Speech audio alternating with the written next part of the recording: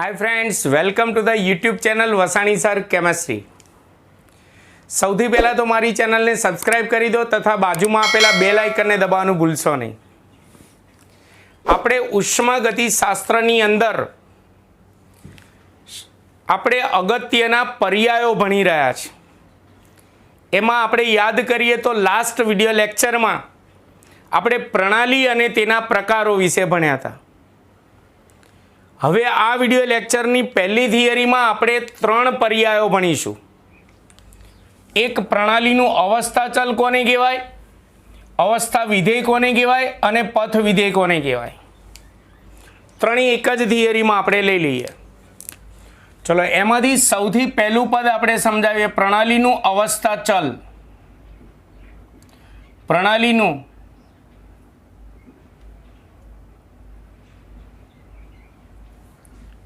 अवस्था चल एटले शुं तेना उदाहरणों। तो प्रणालीनी अवस्थानुं वर्णन, प्रणालीनी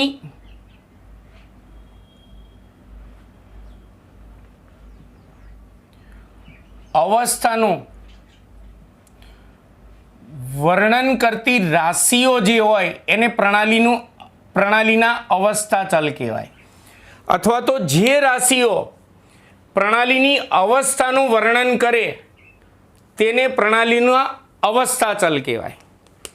दाखला तरीके अवस्था चलना उदाहरण में आपणे कहीए तो प्रणालीनुं कद,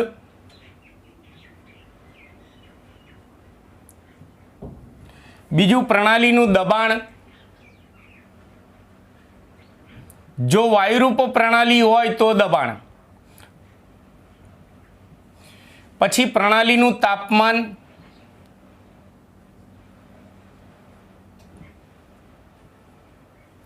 जेने संज्ञामां कैपिटल टी वडे लखीशुं।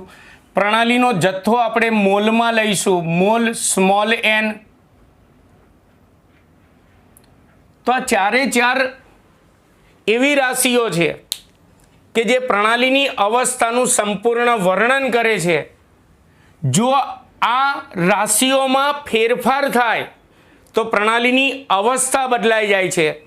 एटले आ राशिओने प्रणालीना अवस्था चल कहेवामां आवे छे।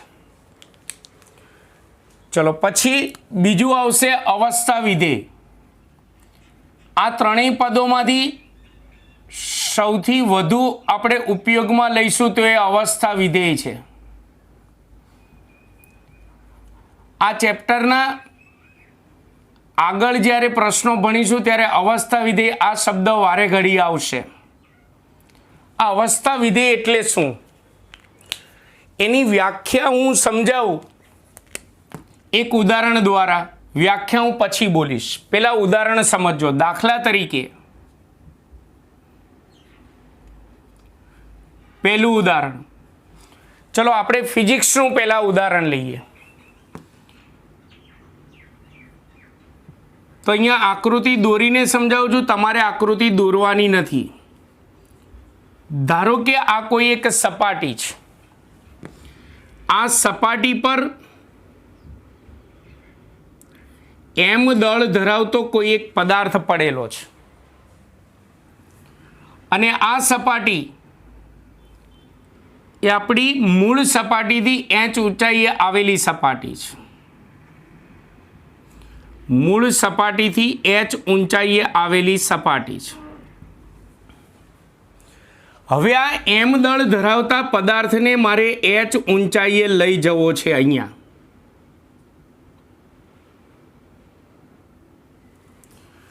तो एम दळ धरावता आ पदार्थ ने एच ऊंचाईए लई जवा माटे घणी बधी पद्धतिओ होई शके। जेम के हूँ सीधो ज उचकीने एच ऊंचाईए मूकी दऊं, गोल गोल गोल गोल फेरवीने एच ऊंचाईए मूकूं, आम तेम उछाळीने पछी हूँ एच ऊंचाईए मूकूं। एम दळ धरावता पदार्थ ने एच ऊंचाईए मूकवा माटेनी घणी बधी पद्धतिओ होई शके। पण आ एमदळ धरावतो पदार्थ एच ऊंचाईए जाए त्यारे तेनी स्थितिज ऊर्जानुं मूल्य, स्थिति ऊर्जानुं मूल्य, स्थिति ऊर्जा पण बोलाय, स्थितिज ऊर्जा पण बोलाय। ત્યારે તેની સ્થિતિ ઉર્જાનું મૂલ્ય mgh જેટલું ફિક્સ જ હોય. આ તમારે ફિઝિક્સમાં આવે. તો અહીંયા આ સ્થિતિજ ઉર્જાનું આ મૂલ્ય જે છે એ ફક્ત પદાર્થની અવસ્થા પર આધાર રાખે છે, પણ તે અવસ્થા પ્રાપ્ત કરવાની પદ્ધતિ પર આધાર નથી રાખતું. એટલે કે આ સ્થિતિજ ઉર્જાનું મૂલ્ય એ પદાર્થની અવસ્થા, પદાર્થની પ્રારંભિક અવસ્થા અને અંતિમ અવસ્થા ઉપર જ આધાર રાખે. h ઊંચાઈએ પહોંચે એટલે એનું મૂલ્ય mgh જ હોય. પછી એ ગમે તે પદ્ધતિ દ્વારા પહોંચે એનાથી કોઈ મતલબ ના હોય. તો અહીંયા સ્થિતિજ ઉર્જાનું મૂલ્ય એ પદાર્થની ફક્ત અવસ્થા પર આધાર રાખે છે, પ્રારંભિક અવસ્થા અને અંતિમ અવસ્થા. તે અવસ્થા પ્રાપ્ત કરવાની પદ્ધતિ પર આધાર નથી રાખતું. માટે આ સ્થિતિજ ઉર્જાને પ્રણાલીનું અથવા તો પદાર્થનું અવસ્થા વિધેય કહે છે. મેં તમને કહ્યું છે પ્રણાલી શબ્દ સમજાવ્યો ને ત્યારે પ્રણાલી એટલે આપણે આ ચેપ્ટરમાં પદાર્થ સમજવાનો. તો આના ઉપરથી હું અવસ્થા વિધેયની વ્યાખ્યા બોલું છું. મોસ્ટ ઇમ્પોર્ટન્ટ પદ છે આ. પ્રણાલીના જે ગુણધર્મનું મૂલ્ય એ ફક્ત પ્રણાલીની અવસ્થાઓ ઉપર જ આધાર રાખે, પરંતુ તે અવસ્થા પ્રાપ્ત કરવાની પદ્ધતિ પર આધાર રાખતું નથી, તો તે ગુણધર્મને પ્રણાલીનું અવસ્થા વિધેય કહે છે. વિધેય એટલે ગુણધર્મ. અવસ્થા વિધેય એટલે કે એવો ગુણધર્મ કે જે પ્રણાલીની માત્ર અવસ્થા ઉપર જ આધાર રાખે, પ્રારંભિક અવસ્થા અને અંતિમ અવસ્થા. તે અવસ્થા કઈ પદ્ધતિ દ્વારા આપણે પ્રાપ્ત કરી છે પદ્ધતિ પર આધાર ન રાખે, એટલે તેને અવસ્થા વિધેય કહેવાય. તો અહીંયા સ્થિતિ ઉર્જા એ પ્રણાલીનું એટલે કે પદાર્થનું અવસ્થા વિધેય છે. આ ઉપરાંત અન્ય ઉદાહરણ આપીએ તો આપણે જે અવસ્થાનું વર્ણન કરતી રાશિઓ અથવા તો ગુણધર્મો કદ, દબાણ, તાપમાન, મોલ એ અવસ્થા ચલતો છે જ, અવસ્થાનું વર્ણન કરે છે, પણ સાથે સાથે તેના મૂલ્યો પણ માત્ર પદાર્થની અવસ્થા ઉપર જ આધાર રાખતો હોય, પ્રણાલીની અવસ્થા ઉપર જ આધાર રાખે. આના મૂલ્યો જે છે તે અવસ્થા તમે કઈ રીતે પ્રાપ્ત કરી છે એના ઉપર આધાર રાખતા નથી. એટલે આ અવસ્થા ચલ પણ છે અને અવસ્થા વિધેયમાં પણ તે આવશે. એટલે પ્રણાલીનું કદ, દબાણ, તાપમાન અને તેનો જથ્થો મોલ આ પણ અવસ્થા વિધેય છે, કારણ કે આ બધાના મૂલ્યો પણ માત્ર અવસ્થા ઉપર આધાર રાખે છે, અવસ્થા પ્રાપ્ત કરવાની પદ્ધતિ પર આધાર રાખતા નથી. આ ઉપરાંત અન્ય ઉદાહરણમાં તો હજી આપણે આ ચેપ્ટરની અંદર પ્રણાલી અને તેના પ્રકારો ભણ્યા છે. એ પછી અવસ્થા ચલ, અવસ્થા વિધેય, પથ વિધેય આ પ્રશ્નમાં ભણીશું. એટલે હજી ઘણા બધા પર્યાયો ભણવાના બાકી છે. એ બાકી પર્યાયોમાંથી ઉદાહરણ અહીંયા આવે છે. આંતરિક ઉર્જા જે હજી ભણવાની આવશે, બધાની સંજ્ઞા પણ યાદ રાખજો. આંતરિક ઉર્જા એની સંજ્ઞા U. પછી પ્રણાલીની એન્થાલ્પી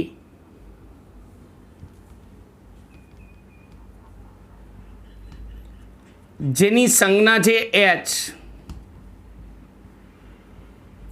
પ્રણાલીની એન્ટ્રોપી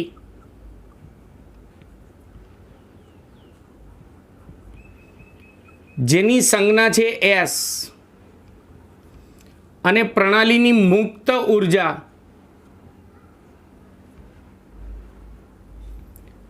જેની સંજ્ઞા છે કેપિટલ G. હજી આ ચારે ચાર પર્યાયો આગળ જતા હજી આપણે આ ચેપ્ટરમાં ભણવાના છીએ. એટલે અત્યારે એટલું યાદ રાખો કે આંતરિક ઉર્જા, એન્થાલ્પી, એન્ટ્રોપી અને મુક્ત ઉર્જા આ ચારે ચાર ગુણધર્મોના મૂલ્યો પણ આ સ્થિતિ ઉર્જાની જેમ માત્ર પદાર્થની એટલે કે પ્રણાલીની પ્રારંભિક અવસ્થા અને અંતિમ અવસ્થા પર આધાર રાખે, તે અવસ્થા પ્રાપ્ત કરવાની પદ્ધતિ પર આધાર નથી રાખતા. એટલે આ બધા પ્રણાલીના એટલે કે પદાર્થના અવસ્થા વિધેયો થાય. વિધેય એટલે ગુણધર્મ, આટલું યાદ રાખજો. ચલો ત્યાર પછી પથ વિધેય. આ પ્રશ્નમાં ત્રીજો પર્યાય પથ વિધેય.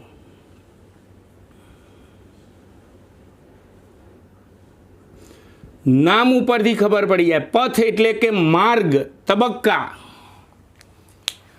તો અહીંયા આપણે શું કીધું, જે ગુણધર્મનું મૂલ્ય માત્ર અવસ્થા પર આધાર રાખે તે અવસ્થા પ્રાપ્ત કરવાનો માર્ગ એટલે કે પથ એટલે કે પદ્ધતિ પર આધાર ના રાખે તો અવસ્થા વિધેય કહેવાય.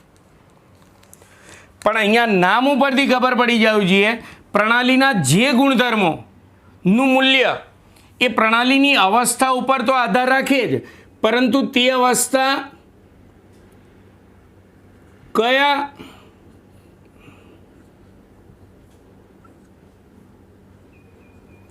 પ્રણાલી અવસ્થા પ્રાપ્ત કરવા માટે કયા તબક્કામાંથી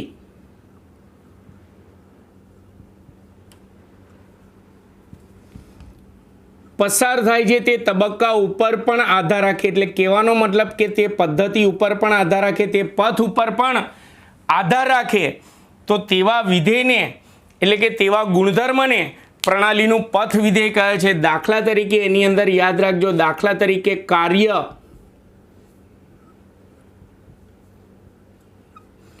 જેને ઇંગ્લિશમાં વર્ક કહેવાય એટલે એની સંજ્ઞા W, અને બીજું પ્રણાલીની ઉષ્મા,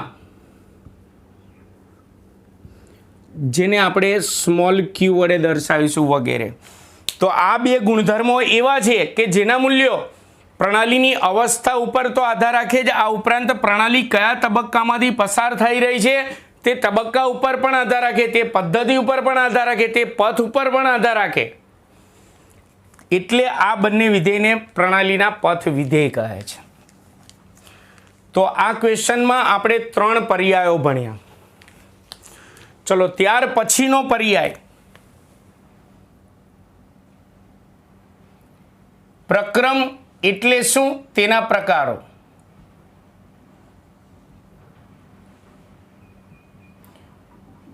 એટલે પછીનો પર્યાય ભણીએ પ્રક્રમ. ઉષ્માગતિ શાસ્ત્રમાં મિત્રો અન્ય ચેપ્ટરમાં જે શબ્દો વાપરે છે ને એ શબ્દો આમાં બદલ્યા હશે. જેમ કે અન્ય ચેપ્ટરમાં આપણે કીધું હતું ઘન પદાર્થ, પ્રવાહી પદાર્થ, વાયુ પદાર્થ, તો આ ચેપ્ટરમાં કહેશે ઘન પ્રણાલી, પ્રવાહી પ્રણાલી, વાયુરૂપ પ્રણાલી. પ્રણાલી એટલે તમારે સમજી જ લેવાનું પદાર્થો.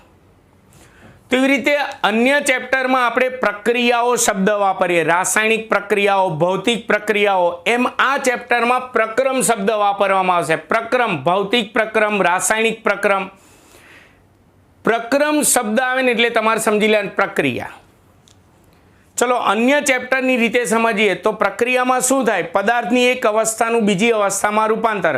આ ચેપ્ટરમાં પદાર્થને શું કહે છે, પ્રણાલી.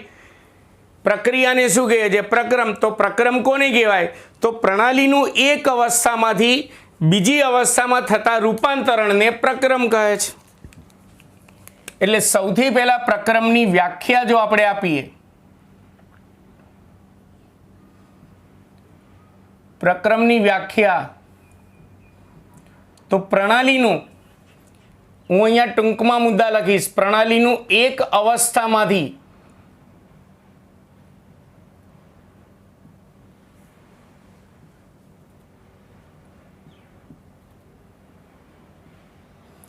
બીજી અવસ્થામાં થતા રૂપાંતરણને અવસ્થામાં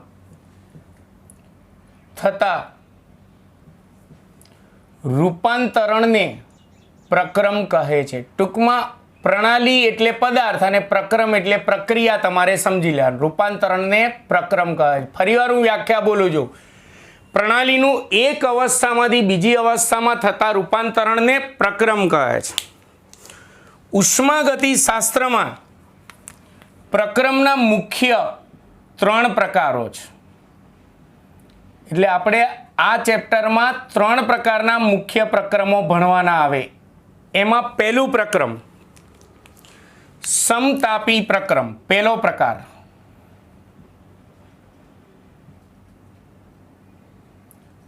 સમતાપી પ્રક્રમ. નામ ઉપરથી જ ખબર પડી જાય. ચલો પ્રક્રમ છે એટલે પ્રણાલીનું એક અવસ્થામાંથી બીજી અવસ્થામાં રૂપાંતરણ થાય છે, નો ડાઉટ.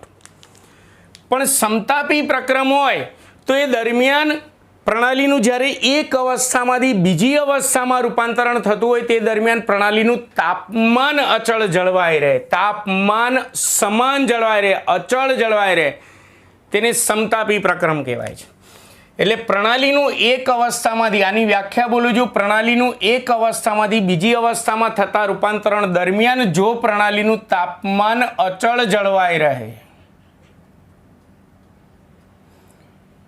તાપમાન અચળ જળવાઈ રહે તો તેને સમતાપી પ્રક્રમ કહે છે. પણ આમાં ધ્યાન રાખજો, આમાં પ્રણાલીએ તાપમાન પોતાનું અચળ જાળવી રાખવાનું છે. એટલે તાપમાન અચળ જાળવી રાખવા માટે આ પ્રક્રમ દરમિયાન પ્રણાલી ઉષ્મા ગુમાવી પણ શકે છે અથવા ઉષ્મા મેળવી પણ શકે છે, તાપમાન અચળ જાળવવા માટે. ચલો, ત્યાર પછી પ્રક્રમનો બીજો પ્રકાર સમોષ્મી પ્રક્રમ.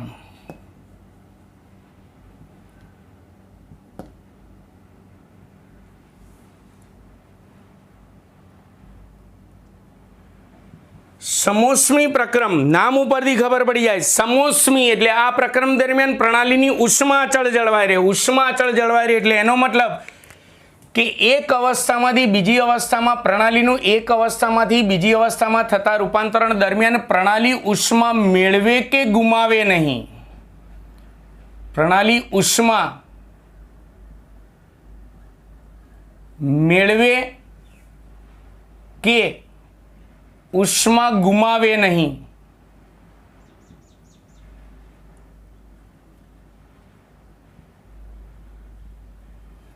તો તેવા પ્રક્રમને સમોષ્મી પ્રક્રમ કહે છે. ટૂંકમાં તે પ્રણાલીની ઉષ્મા અચળ જળવાઈ રહે તેમાં.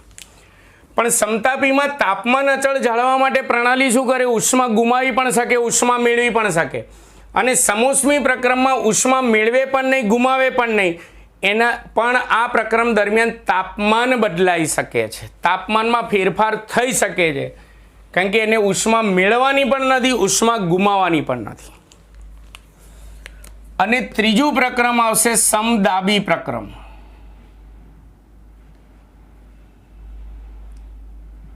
સમદાબી પ્રક્રમ નામ ઉપરથી ખબર પડી જાય. સમદાબી એટલે કે દબાણ અચળ રહેવું જોઈએ. પણ આપણે ચેપ્ટર 5માં ભણી ગયા છીએ, ઘન પ્રવાહી અને વાયુમાંથી દબાણની અસર કોના ઉપર થાય? વાયુ પર થાય. તો આ પ્રક્રમમાં ફરજિયાત આપણી પ્રણાલી, આપણો પદાર્થ વાયુરૂપ હોવો જ જોઈએ. એટલે આની વ્યાખ્યા લખતી વખતે માત્ર પ્રણાલી નહીં લખવાનું, વાયુરૂપ પ્રણાલી. વાયુરૂપ પ્રણાલીનું એક અવસ્થામાંથી બીજી અવસ્થામાં થતા રૂપાંતરણ દરમિયાન જો વાયુરૂપ પ્રણાલીનું દબાણ અચળ જળવાઈ રહે તો તેને દબાણ અચળ જળવાઈ રહે તો તેને સમદાબી પ્રક્રમ કહે છે. ટૂંકમાં સમતાપી પ્રક્રમમાં તાપમાન પ્રણાલીનું અચળ જળવાઈ રહે, સમોષ્મી પ્રક્રમમાં પ્રણાલીની ઉષ્મા અચળ જળવાઈ રહે અને સમદાબી પ્રક્રમમાં વાયુરૂપ પ્રણાલીનું દબાણ અચળ જળવાઈ રહે. તો અહીંયા તમે વિચારો, આપણે કેટલા પર્યાયો ભણ્યા આ ચેપ્ટરની અંદર? પહેલો ગયા લેક્ચરમાં ભણ્યા પ્રણાલી અને તેના પ્રકારો, પછી અવસ્થા ચલ, અવસ્થા વિધેય, પથ વિધેય, પ્રક્રમ અને તેના પ્રકારો, એટલે કુલ ટોટલ 5 પર્યાયો ભણ્યા આપણે આ ચેપ્ટરમાં. ચાલો, ત્યાર પછી હવે પછીના ક્વેશ્ચનમાં આપણે બીજા 2 પર્યાયો ભણીશું. પ્રણાલીના એટલે કે પદાર્થના માત્રાત્મક ગુણધર્મો અને વિશિષ્ટ ગુણધર્મો સમજાવો. માત્રાત્મક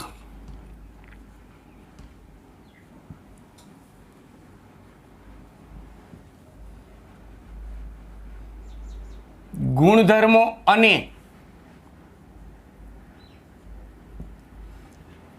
પ્રણાલીના એટલે કે પદાર્થના વિશિષ્ટ ગુણધર્મો સમજાવી બંને વચ્ચેનો ભેદ સ્પષ્ટ કરો. એટલે આની અંદર આપણે કુલ ટોટલ આ પ્રશ્નમાં 2 પર્યાયો ભણવાના, એક માત્રાત્મક ગુણધર્મો અને બીજું વિશિષ્ટ ગુણધર્મ.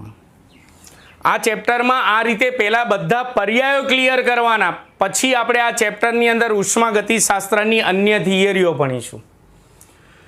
ચલો, આની અંદર સૌથી પહેલા પ્રણાલીના માત્રાત્મક ગુણધર્મોની વાત કરીએ. પહેલા બંને પદો સમજાવી દઈએ, પછી બંને વચ્ચેનો ભેદ સ્પષ્ટ કરીએ. પ્રણાલીના એટલે કે પદાર્થના માત્રાત્મક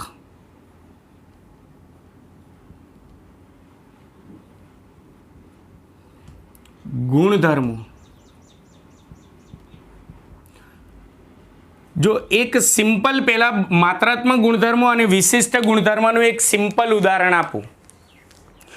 ધારો કે મારી પાસે કોઈ પદાર્થ છે, જો એની માત્રા ઓછી હશે તો એનું દળ ઓછું હશે, માત્રા વધારે હશે તો દળ વધારે હશે. તો ટૂંકમાં દળ જે છે એ પદાર્થની માત્રા પર આધાર રાખે. માત્રા એટલે કે જથ્થા ઉપર આધાર રાખે, પદાર્થના જથ્થા પર આધાર રાખે એટલે તેને માત્રાત્મક ગુણધર્મ કહેવાય. પણ ધારો કે ઉત્કલન બિંદુની વાત કરું, ચલો પાણીનું ઉત્કલન બિંદુ. હવે પાણીનું તમે નાની વાટકીમાં પાણી લો કે મોટું બીકર ભરીને પાણી લો, પાણીની માત્રા ગમે એટલી હશે, વધારે હશે કે ઓછી હશે, એ હંમેશા 100°C તાપમાને જ ઉકળે. એટલે કે તેનું ઉત્કલન બિંદુ 100°C જ હોય. એટલે ઉત્કલન બિંદુનું મૂલ્ય એ માત્રા જથ્થા ઉપર આધાર રાખતી નથી, પદાર્થની માત્રા પર આધાર રાખતા નથી, એટલે તેને વિશિષ્ટ ગુણધર્મ કહેવાય. ટૂંકમાં માત્રા પર આધાર રાખે તો માત્રાત્મક ગુણધર્મ અને માત્રા પર આધાર ન રાખે તો તે વિશિષ્ટ ગુણધર્મ કહેવાય. એટલે આપણે માત્રાત્મક ગુણધર્મની અંદર સૌથી પહેલાં તેની વ્યાખ્યા લખીએ. હું અહીંયા મુદ્દા ટૂંકમાં લખીશ. પદાર્થના એટલે કે પ્રણાલીના જે ગુણધર્મો એ પદાર્થની માત્રા પર આધાર રાખે,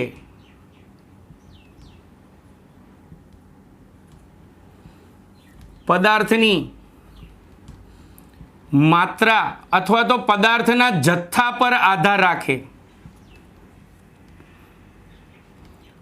જથ્થા પર આધાર રાખે તો તેને પદાર્થના માત્રાત્મક ગુણધર્મો કહે છે. દાખલા તરીકે કયા ગુણધર્મો એ પદાર્થના માત્રાત્મક ગુણધર્મો છે, પદાર્થની માત્રા પર આધાર રાખે? તો દાખલા તરીકે એક તો પ્રણાલીનું એટલે કે પદાર્થનું કદ, માત્રા બદલાય તો તેનું મૂલ્ય બદલાઈ જાય. બીજું તેનું દળ, વજન. આ ઉપરાંત આ 4 પર્યાયો કે જે હજી આપણે આ ચેપ્ટરમાં ભણવાના છે, પદાર્થની એટલે કે પ્રણાલીની આંતરિક ઉર્જા. હવે હું અહીંયા ટૂંકમાં લખું છું, આંતરિક ઉર્જા U, એન્થાલ્પી,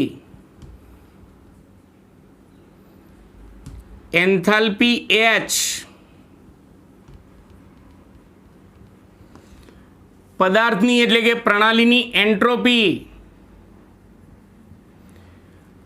S. અત્યારે એવું મનમાં ના રાખતા સાહેબ આ એન્ટ્રોપી ને એ બધું શું છે, તો હજી આગળ જતા એની થિયરીઓ ને બધું ભણવાના આવશે. મુક્ત ઉર્જા,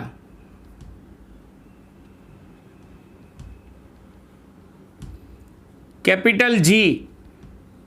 આ બધા વગેરે, આ બધા પદાર્થના એવા ગુણધર્મો છે કે જ્યારે પદાર્થની માત્રા વધઘટ થાય, જથ્થો ઓછો કે વધારે થાય ત્યારે આ બધાના ગુણધર્મોના મૂલ્યો બદલાઈ જાય, માત્રા પર આધાર રાખે છે. એટલે તે પદાર્થના એટલે કે પ્રણાલીના માત્રાત્મક ગુણધર્મો કહેવાય.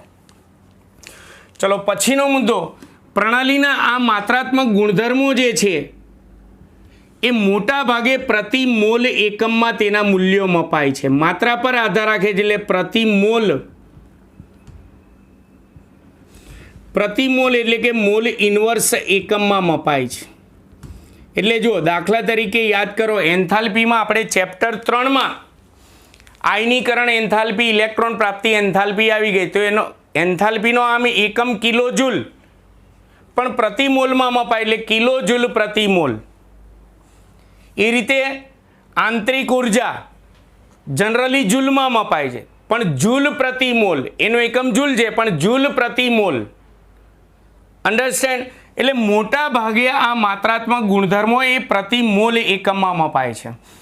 આ જે મેં 4 લખ્યા છે આ પદો, આંતરિક ઉર્જા, એન્થાલ્પી, એન્ટ્રોપી, મુક્ત ઉર્જા, એ હજી આગળ જતા ભણવાના છે. પણ એવું કહેવાય કે ચેપ્ટર 6ના જેટલા પણ દાખલા આવે છે ને આ 4 પદોના દાખલા છે.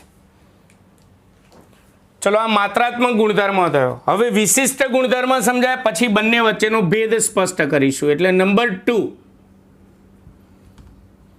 પદાર્થના અથવા તો પ્રણાલીના વિશિષ્ટ ગુણધર્મો. ચલો વિશિષ્ટ ગુણધર્મોની વાત કરીએ તો આના કરતાં ઉલટું, આ માત્રા પર આધાર રાખે, આ પદાર્થના માત્રા પર એટલે કે પદાર્થના જથ્થા પર આધાર રાખે નહીં. પદાર્થની માત્રા ઓછી હોય કે પદાર્થની માત્રા વધારે હોય એનું મૂલ્ય એટલું ને એટલું જ રહે. તેવા ગુણધર્મોને પદાર્થના એટલે કે પ્રણાલીના વિશિષ્ટ ગુણધર્મો કહેવાય. દાખલા તરીકે જો આપણે તેના ઉદાહરણ આપીએ તો દાખલા તરીકે પદાર્થનું ગલનબિંદુ, ધારો કે બરફનો નાનો ટુકડો હોય કે મોટો ટુકડો હોય એનું ગલનબિંદુ 0°C જ હોય. ગલનબિંદુ, ઉત્કલન બિંદુ, પાણીનો જથ્થો ઓછો હોય કે વધારે હોય એનું ઉત્કલન બિંદુ 100°C જ હોય. ઠાર બિંદુ એટલે જે તાપમાને પ્રવાહીનું ઘનમાં રૂપાંતર થાય તેને ઠાર બિંદુ કહેવાય સિમ્પલ ભાષામાં. તો પાણીનો જથ્થો ઓછો હોય કે વધારે હોય એનું ઠાર બિંદુ 0°C જ હોય. કેમ? કારણ કે પાણીનું બરફમાં રૂપાંતર ક્યારે થાય? 0°C તાપમાને. વક્રી ભવનાંક,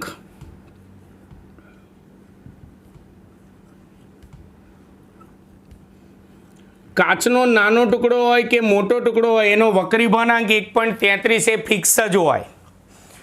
આ ઉપરાંત મોલર કદ, આપણે યાદ કરો ચેપ્ટર નંબર 5માં વાયુનું મોલર કદ આવી ગયું. એસટીપી એ મોલર કદ 22.4 લીટર, એ મૂલ્ય ફિક્સ જ હોય. એટલે ટૂંકમાં આ ગુણધર્મો એવા છે કે જે પદાર્થની માત્રા પર આધાર રાખતા નથી, પદાર્થના જથ્થા પર આધાર રાખતા નથી, માટે તેને વિશિષ્ટ ગુણધર્મો કહે છે. હજી આપણી થિયરી શરૂ છે. આપણી થિયરી જે માત્રાત્મક ગુણધર્મો અને વિશિષ્ટ ગુણધર્મો સમજાવી, બંને વચ્ચેનો ભેદ સ્પષ્ટ કરો. આ બંને ગુણધર્મો સમજાય, બંને વચ્ચેનો ભેદ આપણે સ્પષ્ટ કરીશું.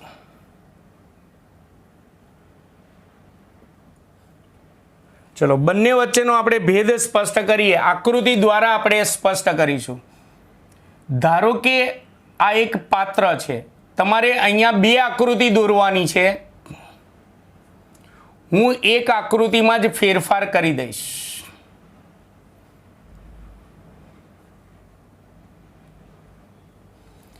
માત્રાત્મક ગુણધર્મ અને વિશિષ્ટ ગુણધર્મ વચ્ચેનો ભેદ આપણે આ આકૃતિ દ્વારા સ્પષ્ટ કરીશું.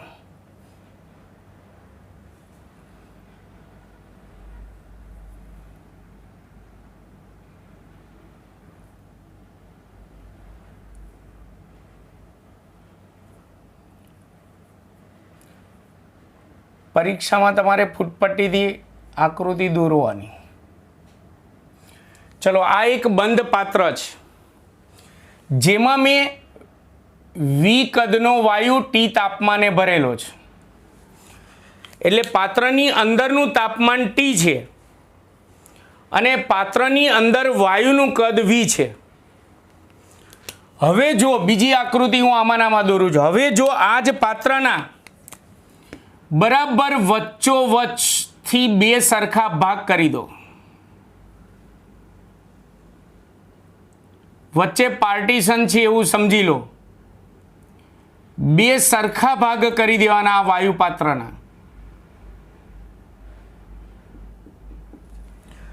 તો બંને ભાગમાં વાયુનું કદ અડધું અડધું થઈ જશે. પહેલા વી હતું, આ બાજુ v/2 થઈ જશે ને આ બાજુ v/2 થઈ જશે. પણ બંને ભાગમાં તાપમાન ટી તો બંને ભાગમાં એક સરખું જ રહેશે. તો તમે જુઓ અહીંયા આ ગલન બિંદુ, ઉત્કલન બિંદુ, ઠાર બિંદુ આ બધા એક પ્રકારના તાપમાન જ છે. તો અહીંયા તાપમાન જે છે એ વાયુનો જથ્થો વધારે હતો ત્યારે પણ એટલું જ હતું અને વાયુનો જથ્થો અડધો થઈ ગયો તો પણ તાપમાન એટલું ને એટલું છે. એટલે તાપમાન અહીંયા વાયુના જથ્થા પર આધાર નથી રાખતો. એટલે તાપમાન વિશિષ્ટ ગુણધર્મ છે આપણા ઉદાહરણમાં. પણ અહીંયા વાયુનું કદ જે છે પદાર્થની માત્રા પર આધાર રાખે છે. જો પેલા આખું પાત્ર હતું ત્યારે કદ હતું વી, પાત્ર અડધું કરી નાખ્યું, બે ભાગમાં વહેંચી નાખ્યું તો કદનું મૂલ્ય અડધું થઈ જાય છે v/2. કેમ? કારણ કે દરેક ભાગમાં વાયુની માત્રા ઘટી ગઈ, અડધી થઈ ગઈ બંને ભાગમાં. એટલે અહીંયા કદ એ માત્રા પર આધાર રાખે છે એટલે માત્રાત્મક ગુણધર્મ થયો અને તાપમાન એ માત્રા પર આધાર રાખતો નથી એટલે તે પદાર્થનો વિશિષ્ટ ગુણધર્મ થયો. તો અહીંયા આપણે કુલ ટોટલ 7 પર્યાયો ભણ્યા. ચલો ત્યાર પછી 8મો પર્યાય ભણીએ. ઉષ્માગતિકીય પ્રતિવર્તી પ્રક્રમ. ઉષ્માગતિકીય પણ લખાય અથવા ઉષ્માગતીય પ્રતિવર્તી પ્રક્રમ એટલે શું સમજાવો. ચલો આની વ્યાખ્યા માત્ર સમજવાની. એટલે ઘણાને એમ થાય સાહેબ પ્રક્રમનો ચોથો પ્રકાર આવ્યો, અહીંયા 3 પ્રક્રમ આવ્યા, સમતાભી પ્રક્રમ, સમોષ્મી પ્રક્રમ, સમદાભી પ્રક્રમ અને ઉષ્માગતિકીય પ્રતિવર્તી પ્રક્રમ. ચોથો પ્રકાર આવ્યો નહીં. આ એક આખું અલગથી પદ છે. પ્રક્રમ એટલે પ્રક્રિયા છે, પણ ઉષ્માગતિકીય પ્રતિવર્તી પ્રક્રમ આની વ્યાખ્યા આપણે સોલ્વ કરવી છે. તો આ પ્રક્રમની 3 લાક્ષણિકતા યાદ રાખો, પછી એ ત્રણેયને ભેગી કરી અને હું એની વ્યાખ્યા બનાવીશ. આ ઉષ્માગતિકીય પ્રતિવર્તી પ્રક્રમ જે છે, પ્રક્રિયા જે છે, એમાં પ્રણાલી, પ્રક્રમ છે એટલે પ્રણાલીનું એક અવસ્થામાંથી બીજી અવસ્થામાં રૂપાંતરણ થાય, પણ એ રૂપાંતરણ ખૂબ જ ધીમા વેગથી થતું હોય. એટલે આ ઉષ્માગતિકીય પ્રતિવર્તી પ્રક્રમ જે છે ખૂબ જ ધીમા વેગથી થાય છે. ખૂબ જ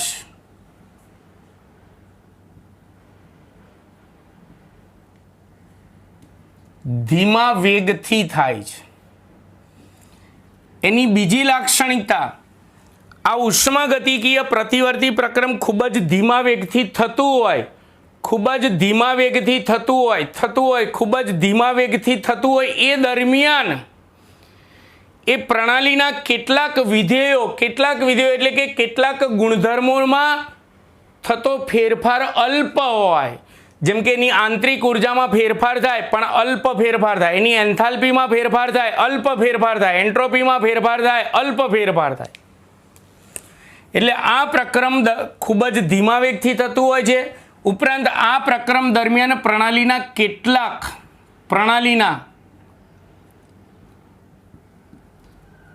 કેટલાક ગુણધર્મો પણ કહેવાય અથવા વિધેયો, કેટલાક ગુણધર્મો અથવા તો કેટલાક વિધેયોમાં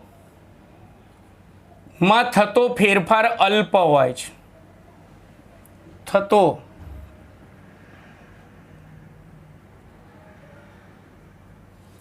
ફેરફાર અલ્પ હોય છે. ઉપરાંત તેની ત્રીજી લાક્ષણિકતા, આ પ્રક્રમ દરમિયાન પ્રણાલીનું એક અવસ્થામાંથી બીજી અવસ્થામાં રૂપાંતરણ એકદમ ધીમા વેગથી થઈ રહ્યું છે, તો એના દરેક સૂક્ષ્મ તબક્કે પ્રણાલી અને પર્યાવરણ વચ્ચે સંતુલન સ્થપાયેલું હોય. સંતુલન શું છે? ચેપ્ટર 7 આવશે. એટલે તેના દરેક સૂક્ષ્મ તબક્કે પ્રણાલી અને પર્યાવરણ વચ્ચે સંતુલન સ્થપાયેલું હોય છે. તો ઉષ્માગતિકીય પ્રતિવર્તી પ્રક્રમની 3 લાક્ષણિકતાઓ થઈ. જો આની વ્યાખ્યા બનાવી તો ત્રણેયને ભેગું કરીને આ રીતે બનાવવાની કે જે પ્રક્રમ દરમિયાન પ્રણાલીનું એક અવસ્થામાંથી બીજી અવસ્થામાં થતું રૂપાંતરણ ખૂબ જ ધીમા વેગથી થતું હોય તથા આ પ્રક્રમ દરમિયાન પ્રણાલીના કેટલાક વિધેયોમાં થતો ફેરફાર અલ્પ હોય તથા આ પ્રક્રમ દરમિયાન દરેક સૂક્ષ્મ તબક્કે પ્રણાલી અને પર્યાવરણ વચ્ચે સંતુલન સ્થપાયેલું હોય તો તેને ઉષ્માગતિકીય પ્રતિવર્તી પ્રક્રમ કહે છે. તો મિત્રો ગણો હવે કેટલા પર્યાયો ભણ્યા આપણે. ગણો. લાસ્ટ લેક્ચરમાં પ્રણાલી અને તેના પ્રકારો ભણ્યા, પછી અવસ્થા ચલ, અવસ્થા વિધેય, પથ વિધેય 4 થયા, પ્રક્રમ અને તેના પ્રકારો 5, માત્રાત્મક ગુણધર્મો 6, વિશિષ્ટ ગુણધર્મો 7 અને ઉષ્માગતિકીય પ્રતિવર્તી પ્રક્રમ એટલે 8 પર્યાયો થયા. હવે અત્યારે આપણે છેલ્લો પર્યાય ભણીએ, પ્રણાલીની એટલે કે પદાર્થની આંતરિક ઉર્જા વિશે ટૂંકમાં સમજાવો. પ્રણાલીની અથવા તો પદાર્થની આંતરિક ઉર્જા, આંતરિક ઉર્જાની સંજ્ઞા શું છે? યુ. અત્યારે યાદ હોવું જોઈએ, પહેલા લેક્ચરમાં મેં તમને કીધું ચેપ્ટર કુલ ટોટલ 5 ભાગમાં ભણવાનું છે. એમાં ભાગ 1 માં આપણે અગત્યના પહેલા પર્યાયો ભણવાના છે. એમાં કુલ ટોટલ 7-8 પર્યાયો ભણ્યા. 9મું પર્યાય ભણીશું ભાગ 1 માં. તો પહેલા તો પ્રણાલીની આંતરિક ઉર્જા કોને કહેવાય એની વ્યાખ્યા, પ્રણાલીની આંતરિક ઉર્જાની વ્યાખ્યા. તો એની આંતરિક ઉર્જા સમજો. જેમ કે આપણે સજીવ જે છે, આપણે સજીવ પ્રણાલી કહેવાઈએ. તો આપણી આંતરિક ઉર્જા એટલે આપણી અંદર સમાયેલી જેટલી પણ ઉર્જા હોય એ બધી ઉર્જાનો કુલ સરવાળો કરો એટલે આપણી અંદર સમાયેલી આંતરિક ઉર્જા થાય. તેવી રીતે પદાર્થોની દ્રષ્ટિએ વાત કરીએ તો કોઈ પણ પદાર્થ એટલે કે પ્રણાલીમાં સમાયેલી રાસાયણિક ઉર્જા,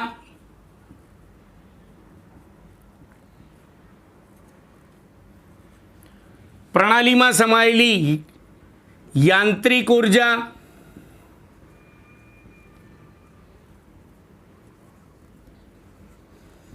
પ્રણાલીમાં સમાયેલી ઉષ્મીય ઉર્જા એટલે કે ઉષ્મા ઉર્જા,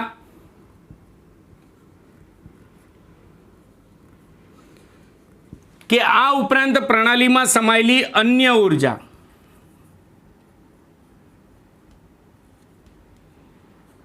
અન્ય કોઈ પણ ઉર્જા હોય.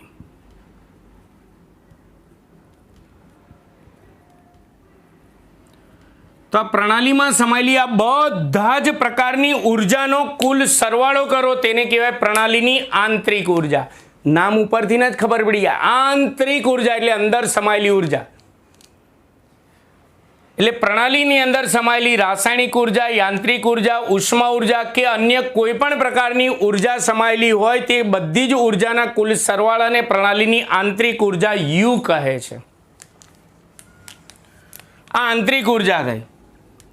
આ ચેપ્ટરમાં આપણે ઉષ્માગતિશાસ્ત્રના જે નિયમો ભણવાના છે એમાં પ્રથમ નિયમ આંતરિક ઉર્જા પર આધારિત હશે.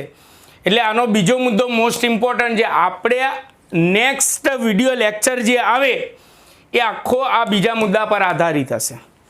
પ્રણાલીની આંતરિક ઉર્જામાં ફેરફાર કેવી રીતે કરી શકીએ? તો કોઈ પણ પ્રણાલી એટલે કે પદાર્થ ની આંતરિક ઉર્જામાં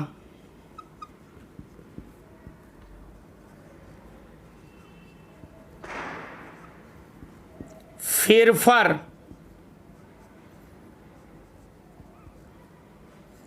આંતરિક ઉર્જાનો ફેરફાર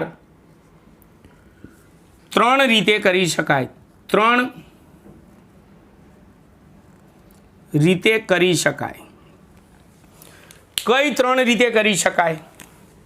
તેમાં નંબર 1, આપણી પ્રણાલી જે પણ દ્રવ્યની બનેલી છે, જો તમે એની અંદર દ્રવ્ય ઉમેરશો તો દ્રવ્યનો જથ્થો વધી જશે તો એની અંદર સમાયેલી આંતરિક ઉર્જા વધી જશે. જો એમાંથી દ્રવ્ય કાઢી લેશો, દ્રવ્ય દૂર કરશો તો દ્રવ્યનો જથ્થો ઘટી જશે તો એની અંદર સમાયેલી આંતરિક ઉર્જા ઘટી જશે. એટલે પ્રણાલીની આંતરિક ઉર્જામાં ફેરફાર કરવાની મુખ્ય 3 રીત છે. એક, પ્રણાલીમાં દ્રવ્ય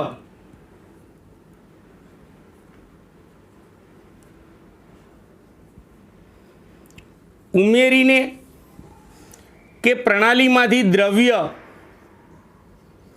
દૂર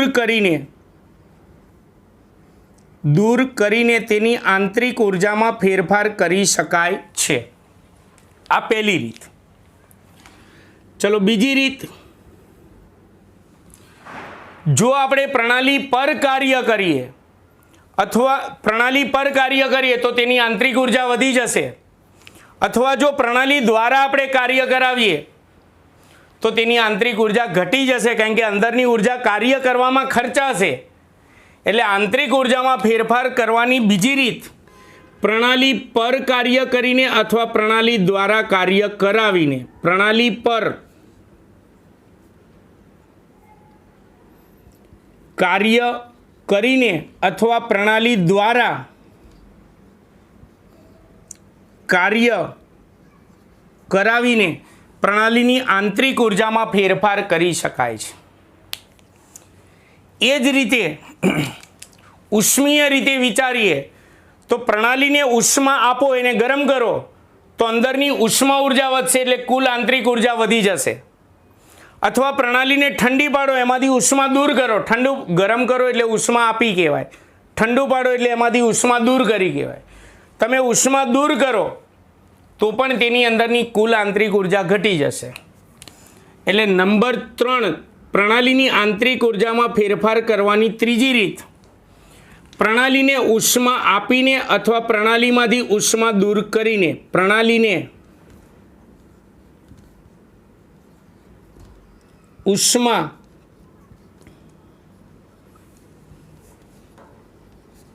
આપીને અથવા પ્રણાલીમાંથી ઉષ્મા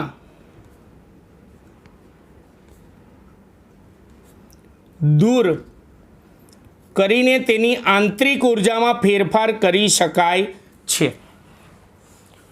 આ આંતરિક ઉર્જા એટલે શું? પ્રણાલીની આંતરિક ઉર્જામાં ફેરફાર કરવાની 3 રીતો. આ મોસ્ટ ઇમ્પોર્ટન્ટ.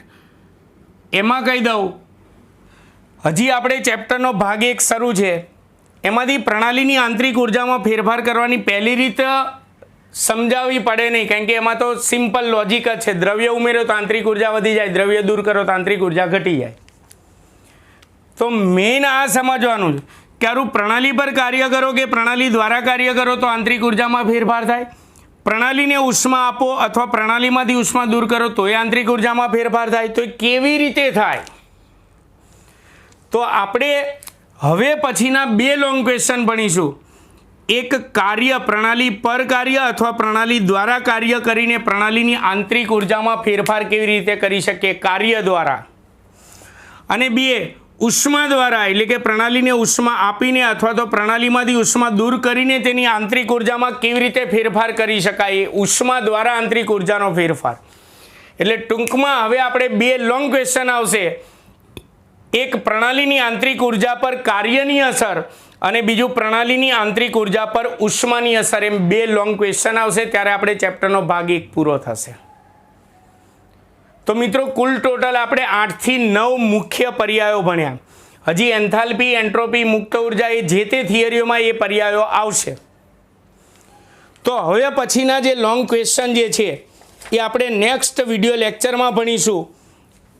કયા ભણવાના છે ધ્યાન રાખજો. આ 3 બાબતોમાંથી બીજી અને ત્રીજી બાબત સમજાની આવશે. એક લોંગ થિયરીમાં આપણે ભણીશું કે પ્રણાલીના આંતરિક ઉર્જાના ફેરફાર પર કાર્યની અસર અને બીજું પ્રણાલીના આંતરિક ઉર્જાના ફેરફાર પર ઉષ્માની અસર. એમ 2 લોંગ ક્વેશ્ચન ભણીશું. ત્યારે ચેપ્ટરનો ભાગ 1 પૂરો થશે, જે આપણે નેક્સ્ટ વિડીયો લેક્ચરમાં ભણીશું. તો મિત્રો, તમને મારો વિડીયો લેક્ચર જો ખરેખર સારો લાગ્યો હોય તો જરૂરથી સારી કમેન્ટ કરો. મારા વિડીયોને લાઈક અને સબસ્ક્રાઈબ કરવાનું ભૂલતા નહીં. નમસ્કાર.